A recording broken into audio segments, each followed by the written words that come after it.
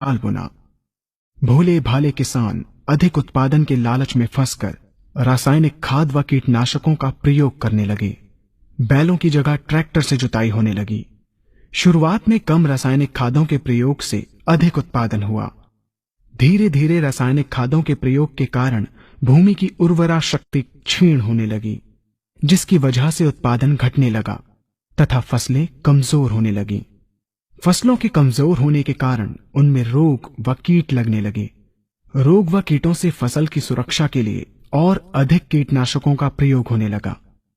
एक तरफ ज्यादा उत्पादन के लिए अधिक रासायनिक खादों का प्रयोग होने लगा, वहीं दूसरी तरफ फसलों को रोग व कीटों से बचाने के लिए अधिक विषाक्त कीटनाशकों का प्रयोग बढ़ गया, जिसके कारण उत्पादन लागत बढ़ी और किसान को लाभ कम होने लगा, बल्कि छोटे किसान कर्ज में डूबने लगे।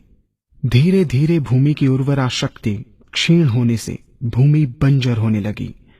रासायनिक खाद व कीटनाशकों के कारण खाद्यान्न भी विषाक्त हो गए तथा जलवायु भी प्रदूषित हो गई, जिसके कारण मानव पशु पक्षियों के स्वास्थ्य पर प्रतिकूल प्रभाव पड़ा, जिसका परिणाम आपके सामने है। मानव स्वास्थ्य पर रासायनिक खादों के पड़ने वाले प्रभाव को आप ऐसे समझें। जब किसान फसल में रासायनिक खाद डालता है तो रासायनिक खाद में उपस्थित विषाक्त रसायन जल में घुलकर सबसे पहले जल को प्रदूषित कर भूमि के अंदर उपस्थित केचुए व सूक्ष्म जीवाणुओं को मार देता है। ये बात सभी किसान अच्छी तरह से जानते हैं कि केचुए व अन्य सूक्ष्म जीवाणु भूमि की उर्वरा शक्ति को बढ़ाने के लिए अति आवश्यक होते हैं। विषाक्त रसायन के कारण इनकी मृत्यु हो जाने से भूमि की उर्वरा शक्ति नष्ट हो जाती है तथा भूमि कठोर होकर बंजर होने लगती है। रासायनिक खादों के विषाक्त रसायन पानी के माध्यम से अन्य खनिजों के साथ फसल के अंदर पहुंचकर फसलों को विषाक्त बना देते हैं।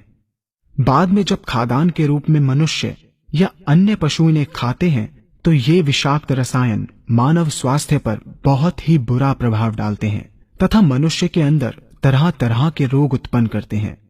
जब हम जैविक खाद का प्रयोग भूमि पर करते हैं तो जैविक खाद पानी में मिलकर पानी को प्रदूषित नहीं करती। जैविक खाद भूमि के अंदर उपस्थित उर्वरा शक्ति को बढ़ाने वाले जीवाणु तथा केचुओं की संख्या को तीव्रता से बढ़ाती है, जिससे भूमि की उर्वरा शक्ति बढ़ती है तथा भूमि छिद्र युक्त एवं भुरभुरी हो जाती है, जिससे वायु और प्रकाश भूमि के अंदर गहराई तक प्रवेश करते हैं, जिसके कारण भूमि में तापमान एवं आर्द्रता का संतुलन बना रहता है और फसलें मजबूत होती हैं। जैविक खाद में विद्यमान तत्व खाद्यान्न के माध्यम से मानव व पशु पक्षियों के शरीर में पहुंचकर स्वास्थ्य लाभ पहुंचाते हैं। जैविक खादों के प्रयोग से फसलें अच्छी और मजबूत होती हैं, जिसके कारण उन पर रोगों एवं कीटों का ज्यादा प्रभाव नहीं पड़ता।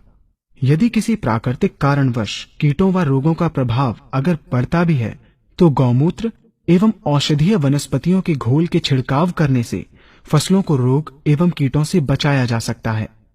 गौमूत्र एवं अन्य प्राकृतिक औषधियों के मिश्रण के छिड़काव से फसलों का कम लागत में बचाव हो जाता है तथा वातावरण पर भी कोई दुष्प्रभाव नहीं पड़ता। यहाँ हम आपको तालिकाबद्ध तरीके से दोनों